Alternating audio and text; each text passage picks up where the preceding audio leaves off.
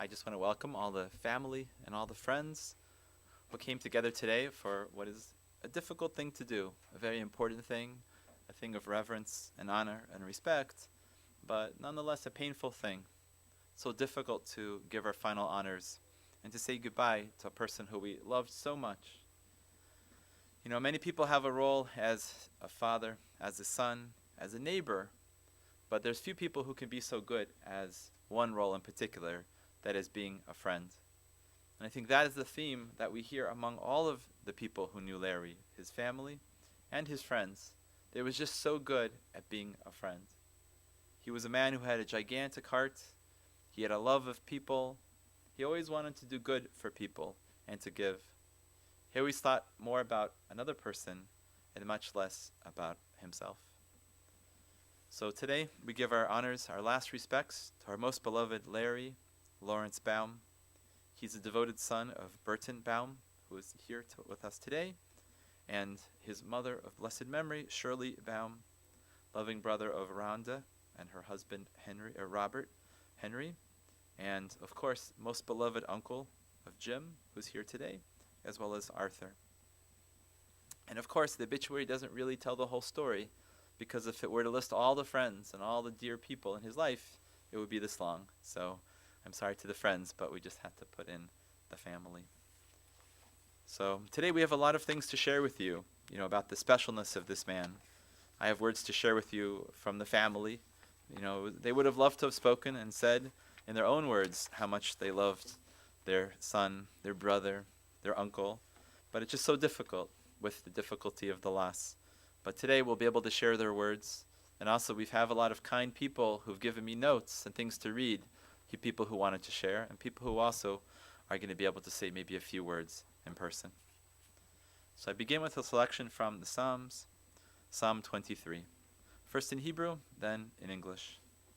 Mizmor LeDavid, Adonai roi lo yiksar, bina yisteshach yarbitzeni, al mei menuchos yenachaleni. Nafshi yishovev yancheni v'megli tzedek leman shemo, gam ki elach begeit salmaves, lo irara ki ata imadi. Shiftecha umishantecha, hema yenachamuni.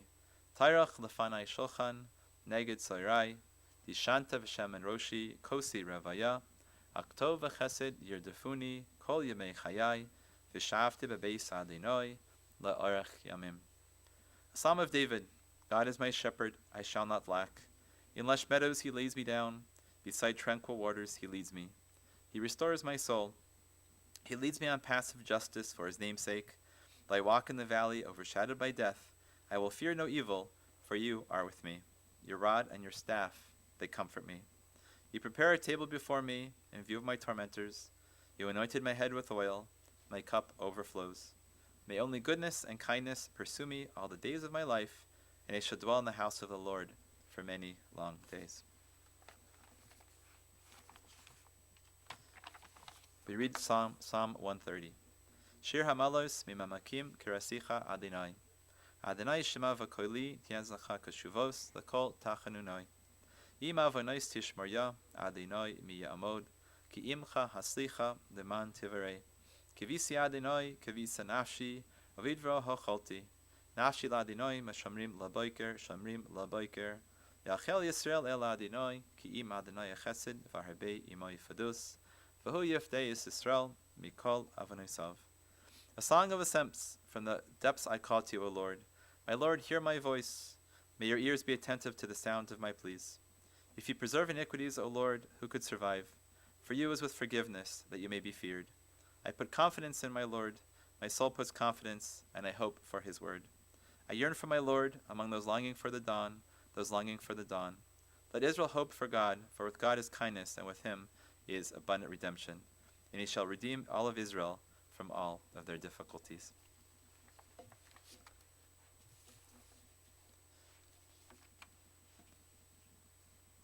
I did not have the honor or the pleasure of knowing Larry in person, but he's one of those people that if you hear about him, and you hear his stories, you feel like you really do know him.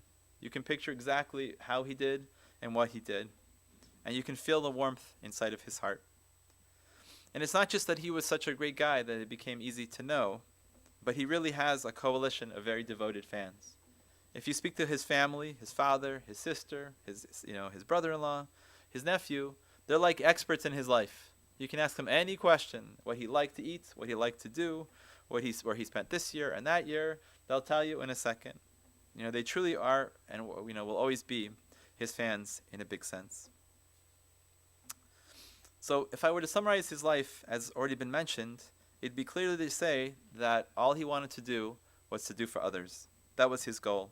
Some people's goal is to make a lot of money, to be successful, to move to Florida, but his goal was a much more noble one, to do as many mitzvahs of kindness as he could with as many people as possible. Of course, his life started out as a practical life. He had to make a living. He went to Miami University, and he studied there to become an accountant. And this in particular was something that gave his father a lot of nachas, a lot of pride, because as we know, his father himself was a successful accountant and was very pleased that his son, would follow in his footsteps. So he became a CPA, and he worked for a number of different major corporations. And it's hard to picture, but his job was actually as an internal auditor, a person who would go to a business and make sure that all their books were correct. And he seemed like the least likely person for this job. He wanted to see the good in people and not the bad. But I think when he would come to a company and they would say, oh my goodness, I don't know if we did the books correctly, maybe we weren't so honest, maybe we weren't so careful, when they saw his personality and his nature, that he wanted to just do good for them and he was fair and honest, I'm sure they breathed a deep sigh of relief. He worked at many companies. He worked at Halley's and J.B. Robinson and Kay Jewelers, and finally at Bank of America. And when doing this job, he was always very accurate, and he was always very neutral. And in particular, his family remarked about his handwriting.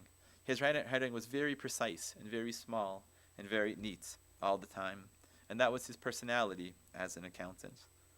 But as soon as his last job came, the Bank of America job, he knew exactly what he needed to do. He didn't get distracted. He didn't go on long trips or do other things. He went straight into his full-time job of most desire, of being a full-time Baal Chesed, the full-time kindness giver. So you would think it might take a long time to get this job as a kindness person going, but he got to it very fast. Before you knew it, his car was doing hundreds of miles per day.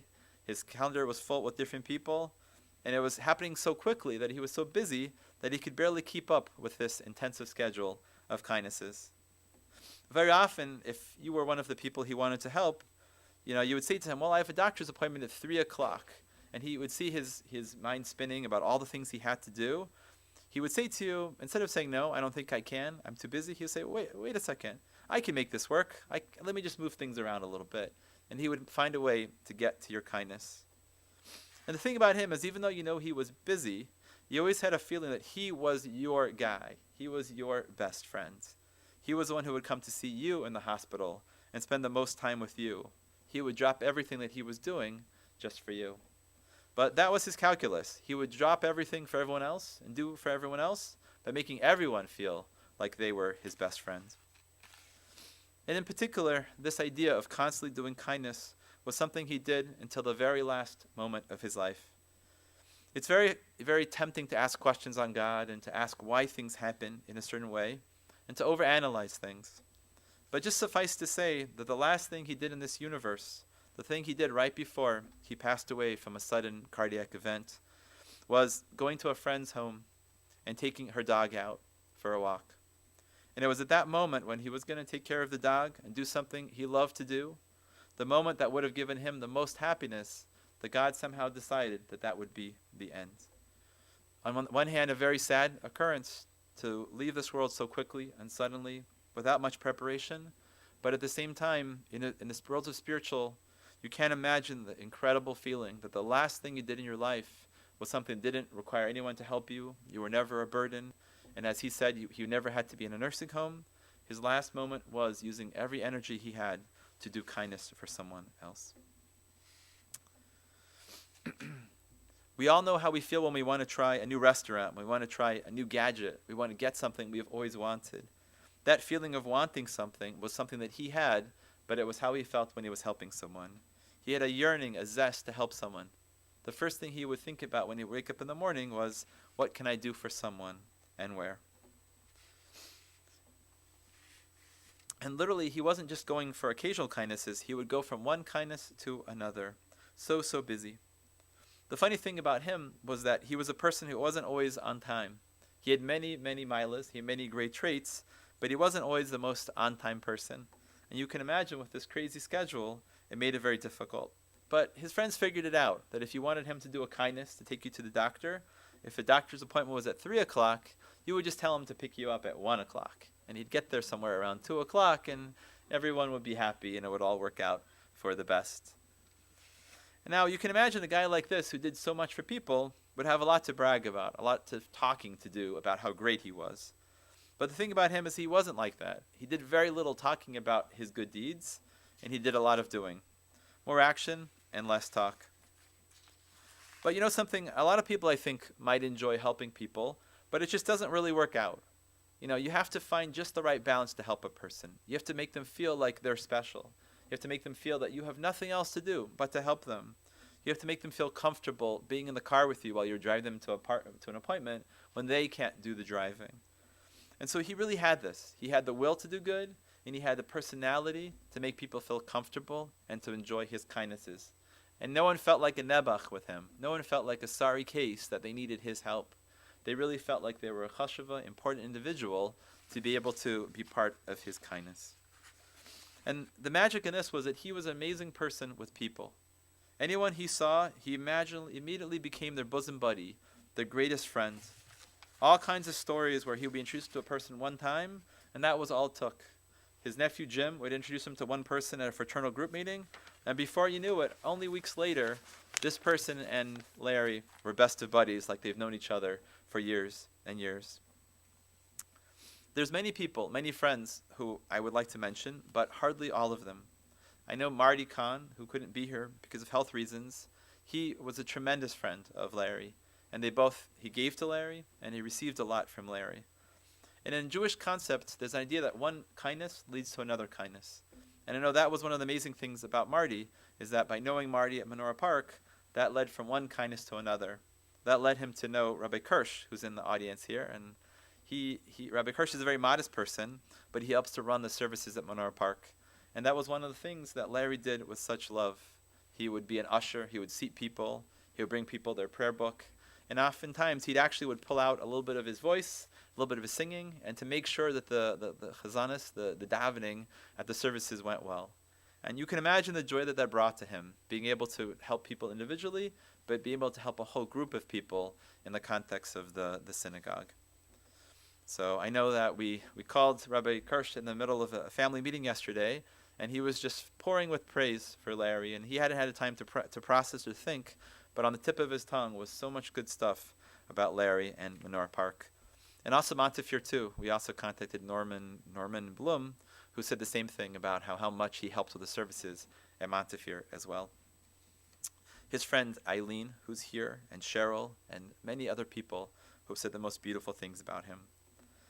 And just a quick thought related to this is that in Jewish thought, we have a person who receives money and a person who gives money. You have the giver and you have the receiver. Who's doing a greater mitzvah for whom? We tend to think that, the poor person on the street corner with the can, and then the rich person with the fancy car gives some money to the poor person. That rich person is doing such a good deed, such a big mitzvah that rich guy gets. He's so giving, he's so benevolent. But in Jewish thought, it's almost the other way around, that when a person receives, they facilitate the person being a giver. A person is given money by God, and he knows he needs to take care of his obligations. He needs to bring tzedakah, bring righteousness to this world. But he can't do it. He can't do it by himself. He needs a receiver. He needs someone to take from him. And that's why in Judaism we ennoble the receiver. We give him the more important mitzvah in some ways than the giver. And I think, again, this is the magic of Larry, is that you didn't know who the giver was and who the receiver was. He just enjoyed giving and as much. It made the giver feel so good. But with all this goodness, you'd think he was just a simple, boring guy, just doing good all day long. But he had plenty of time for being a character. And he was a character, a unique individual, in many different ways. For example, he had this thing, wherever he would go, he would order a steak. And you'd think that you go to a fine restaurant and you order a steak, But what if you went to a budget restaurant, a one-star restaurant, which was not exactly known for its steak, it was probably known for its hot dogs and for its hamburgers, but you would not order steak at a place like that. But that was his thing. Wherever you go, you order the steak. And very often he had to send it back, and he had to correct the steak, and he had to repeat the process. But I think he enjoyed the process more than the steak. And food was very important to him. And I think very often he showed his love for life and his love of people in the process of eating. And he was a man who loved his red meat. The idea of a sizzling steak, a hot dog, or whatever he would eat, I don't know. But it had to be red, and it had to be from an animal at some point to get him excited. But at the same time, the one thing that excited him as much as red meat was his father, which we'll talk about in just a moment. But it didn't take a lot for his father to suggest to his son that, I know you're loving the meat and you're enjoying the meat, but maybe once in a while have something green, something a little different color. And so before you know it, he was ordering vegetables. And many of his friends commented on how unique it was to see Larry ordering a vegetable. But that was a fifth commandment vegetable, if you ever saw one. I'm not sure how to put in about his father, where exactly to say. And I'm sure he doesn't like us to talk about him too much. But I can only talk about his father because I feel a lot of Larry's goodness came from his father. So we don't focus on age, but when you get to be 90, you have a certain, wherewithal. If you want to be a little crabby, you want to be a little demanding, you don't have to always go with the program, that's okay if you're 9 years old. But that is not how his father is. He is very hospitable and caring and loving and giving and doesn't ask for much for himself. You can very much see how that personality really fostered in Larry the concept of being a giver. And that's why our parents are so important to us, is that we don't really always fathom what it's like to be a giver. We receive a lot. But when you have role models in your life who are true givers, you can only want to be one yourself. So besides the fact that he was a character when it came to food, and to steaks in particular, he was funny because he didn't really talk a lot. He was quite quiet. But it was certain topics that you would mention that would get him going, talking a mile a minute. If you were to talk about sports, especially baseball, he would suddenly start talking. If you were to talk about movies and politics and all that. And he would often surprise you. And I heard a story that his friend Elaine took him to the Wahoo Club, which is the Cleveland Indians club. And, he was this quiet guy walking in. But before you know it, he was saying all of these facts about players from the 60s and from the 70s. And all these unusual things that you would only know if you Google them on the internet. No one would really know these things. He knew like it was today's news. And he surprised you because he was very good at all kinds of dexterity requiring card tricks and strap-o-matic and things like that. And he would enjoy being quiet, but then surprising you with something you didn't expect him to know. And his giving was to people, but it was also to his family. And his biggest delight would be to take his family to the theme parks. He would sponsor a trip to Disney World, a trip to other places. And he would make sure that there was a yearly pass available to all the family so that whenever they wanted to go to SeaWorld or Geauga, whatever it's called, Geauga Lake, that it was there for the family as his joy. And we said before, the fact that we lost him in such a unique way. I think that it almost fits together thematically with the fact that only 2 weeks ago, he was down in Atlanta celebrating his dad's birthday, the 90th birthday of his father. And that the last few weeks of his life were just so joyful, with that experience in particular. And that you just can't help but see that his life was always filled with warmth and goodness from his family. You see how much his sister loved him, and that he was quite a tease, he was quite a naughty brother, you would never think, and that his sister has no shortage of pranks that he played on her and things that he did. But they made up a long time ago, and thank goodness that they have always enjoyed a beautiful, loving, and healthy relationship. And that he was a bachelor, an eternal bachelor. He enjoyed his bachelorhood. He didn't seem to mourn too much the fact that Mrs. Right never came along. But by not having a Mrs. Right, he had a pretty free social calendar. And one of the most important things that he did was to hang out with his nephews, with Jim and with Arthur.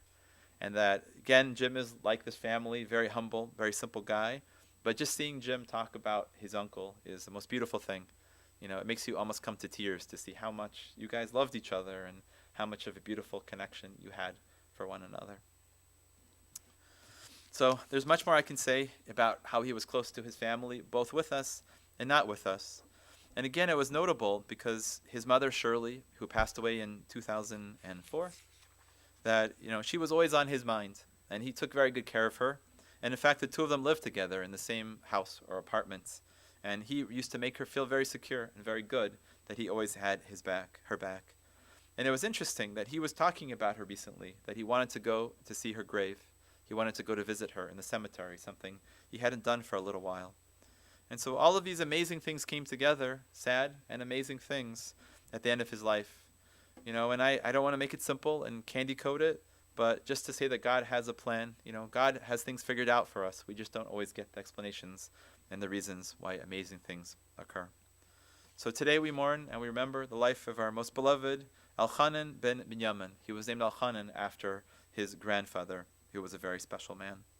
So I don't want to speak too much because I know we have an opportunity to hear from many, many different people here today. So I don't know exactly the order, but I understand that Cheryl wanted to say a few words. Oh, sorry, who's Cheryl? Sherry, excuse me.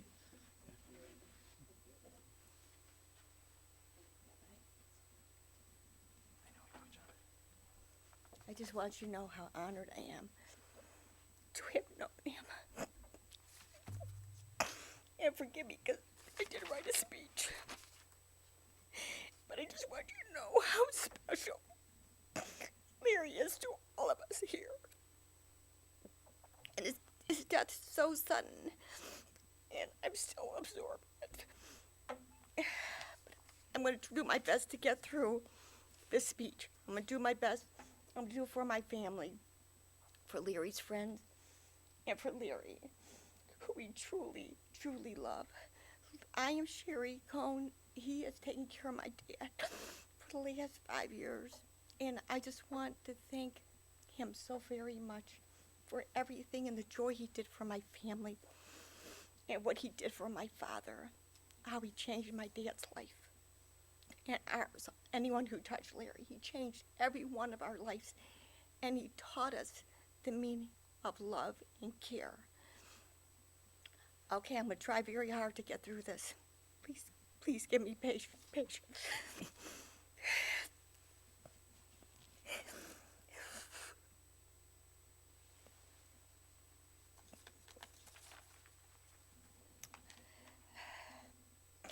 For our friend Larry Baum, may you rest in peace.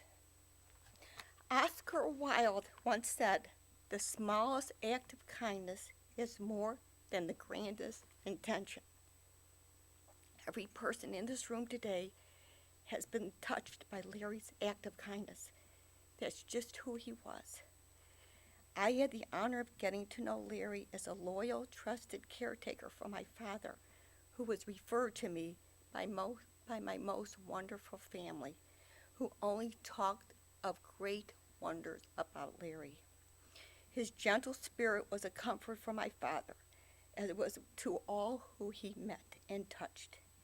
He would walk my father around Menorah Park, take him to services, giving him the gift of compassion, care, and companionship, and the chance for Dad to interact with old friends and staff members, which he loved doing. He would take him to music performances. They had such a good time together.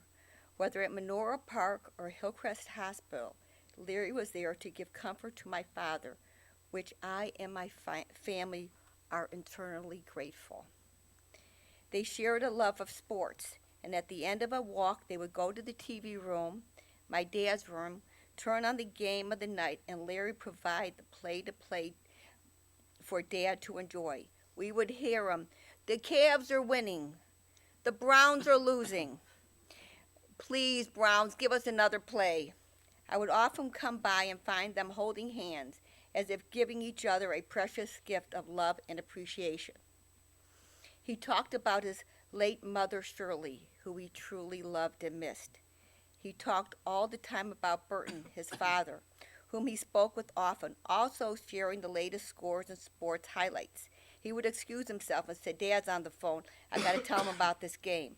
And what a blessing it was that just recently Larry was able to travel to Atlanta with his sister Rhonda, his nephew Jim, to celebrate his father's 90th birthday. He came back to tell me what a wonderful time they had. He also talked about his nephew Arthur, which he also loved very much. He, in his own way, taught us so much about kindness and patience. He never had a bad word to say about anyone. He loved life, had a wonderful sense of humor, and went about his journey to be a friend and support to anyone whom he encountered. It could be a neighbor, a stranger, a friend, a family. The word no was absent from Larry's vocabulary. What stood out for me was his enduring love of animals. Animals have an instinct about trust that we as humans could learn from.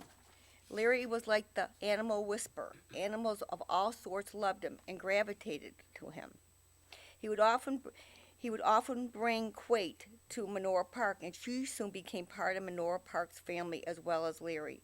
Other pets whom he encountered were drawn to him like a magnet, like my Lily Ann, Harvey, Oscar, Freddie, Peanut, Petunia. These are just the many that I wanted to mention. Also, the residents and the staff of Menora Park. This is a gift, a testimony to his quiet, compassion, trusting, and caring soul. From the staff to the nurses to the security to the residents to the patients of Menora Park, everybody sends their love and their compassion and their condolences. If we are measured by the small acts of kindness we perform on a daily basis, then Larry Baum stands in a class of his own. I will miss him. My family will miss him. We all will miss our friend very much. And I am comfortable today to stand before you and tell you that Larry, is in a special place in heaven. He's surrounded by angels. We love you, Larry. We will miss you, Larry. Please, Larry, rest in peace. Amen. Thank you.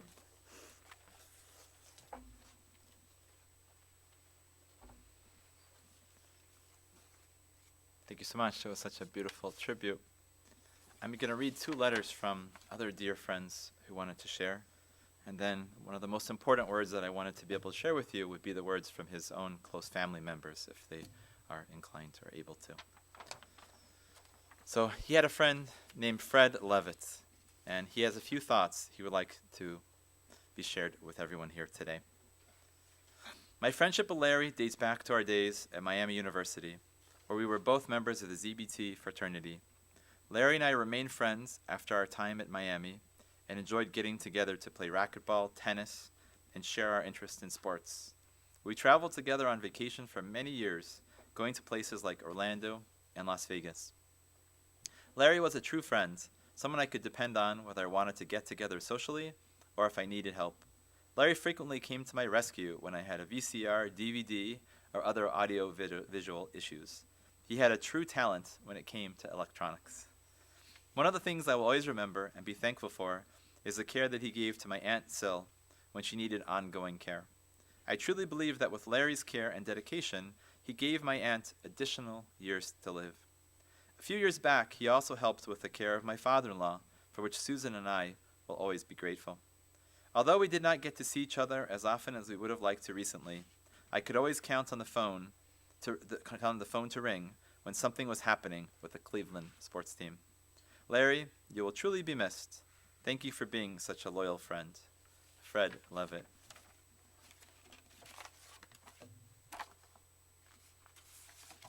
And also a nice lady named Maureen Barish came over to me, and she wrote the most beautiful card, and not just beautiful words, but a beautiful script, which represents her love and caring for Larry, as well as other neighbors and friends who would feel the same way. I would just like to honor Larry's memory, Zechrono Lebracha. It is important to me because he had character traits that I found special and admirable. I never heard Larry say a bad word about anybody. No matter what the circumstance, I never knew of a moment that he saw he could help someone and did not help. And he was truly appreciative, a quality in people that sadly has almost disappeared. So today, as we are saying goodbye to our dear neighbor and friends, He can rest peacefully. He has left a good name with so many of us. He was a fine mensch and a good soul, and that should be recognized. Sincerely, Maureen Barish. So this time I call upon his father for a few words.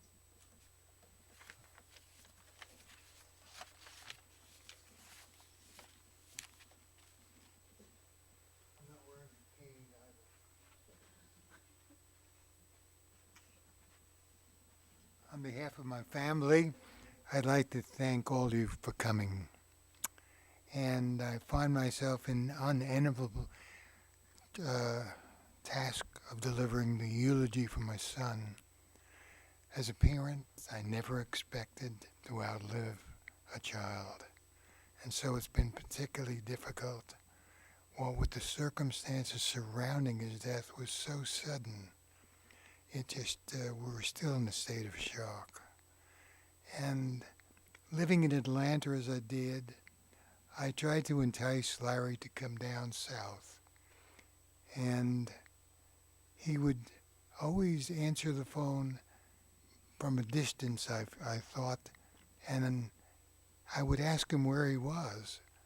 And repeatedly he would say, well, I am transporting someone to the hospital, a friend of mine that needs help. Or, I'm at the hospital trying to track down an intern to take care of my friend who isn't being taken care of. Or he would be walking his neighbor's dog because the individual wasn't able to. Or he was running errands for his friends, or he was volunteering his services in the synagogue. And on the strength of that, I realized that's why I was unable to convince him to come to Atlanta. He was so involved with his friends and his circle, even of strangers that he would meet and tell me about. So I was convinced that he wasn't coming, and I was losing that battle. But it certainly was a joy to welcome him 2 weeks ago. And fate would have it, I would just sit down and talk with him through the night, as I did whenever he visited me. And I was amazed at his acumen and his inability to state facts, whether it was politics or sports or the humanities. I was just blown away. And I could see that even though he showed promise as an accountant in finance world, and he held some responsible positions that really resulted from his putting himself through college and selling Bibles to finance his way when I couldn't. So that's why I'm so proud of you, Larry. And I'm going to miss that just unselfish manner he had, and I'm going to miss that sweet voice of his on the phone, or just being with him, and it just kind of torn me up. And I'm going to make this brief, but I'm very proud of him. And I'd like to quote a saying from a verse from a poem that sort of fits the occasion. It said, I've got to read it to make sure.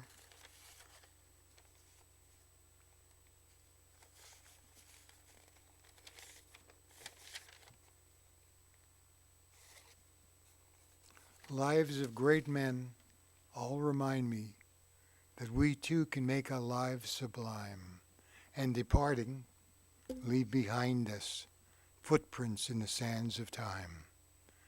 And Larry sure left a big footprint, and I'm so proud of him. I'm going to miss him. Dear Larry, thank you.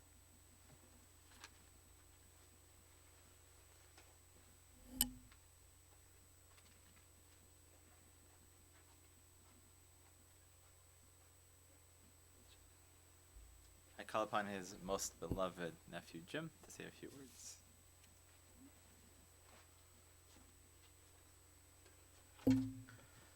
This is going to be brief because there isn't much more of a testimonial I can give that has already been given. Larry wasn't perfect.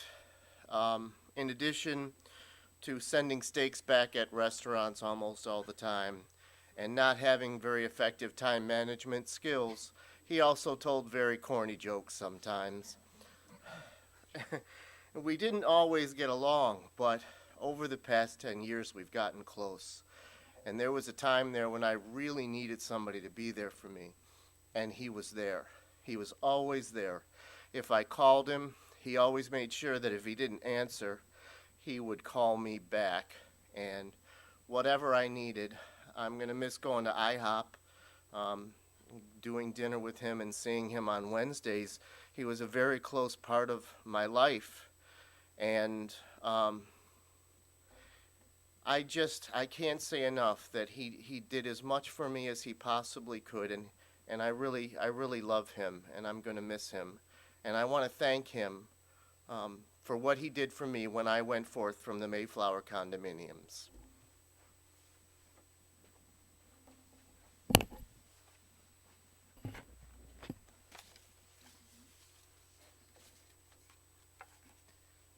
So we just heard some of the most beautiful words. How could you top in any way the words of a father who has such an admiration and a respect and love for his son and appreciation, and a nephew who sees the great beauty and simplicity in his uncle and all these great friends. And the idea is that we have the deceased here in the room because they hear all the words, and it gives them the ultimate comfort and the ultimate joy, saying that all the work I put into this world, all the sweat and all the tears, it was all worth it because I made a big difference. And we also make a pledge to him that we will also try our best to continue his good work. All those good people who he helped and all those rides that he gave, we have to find another person in this physical world who can carry it on. And so perhaps collectively we will try to do more. We'll try to give more and help more people. And every time we do a mitzvah of giving and caring, we'll do it as a merit. We'll do it as an elevation for the soul of our dear friend here, Elchanan ben Binyamin. Following today's service, we're going to move in procession to the Mount Olive Cemetery, where he will be buried next to his mother of blessed memory, Shirley. And then following the burial in Mount Olive, the family welcomes everyone for a Shiva gathering at the Henry home, which is 1667 Catalpa, Catalpa Road, which is just off of Euclid on the Cleveland-Euclid border. So that will be today, following interment until 8 p.m. And then Tuesday from 2 to 4, and then from 6 to 8. And so Larry was into his food, so don't worry, there'll be good food there as well. At this time, I ask everyone to please rise. We're going to be saying the memorial prayer, and then we're going to remain standing for the recitation of the Kaddish. And after that, we're going to have a procession, out the door. First, can I ask you to say that Tehillim first?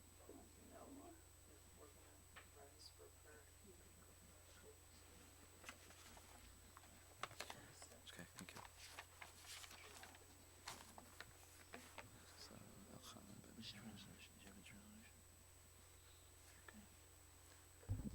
Yosef Kirsch from Menorah Park. El Malay Rachamim Shoichein Bameroyim Hametzei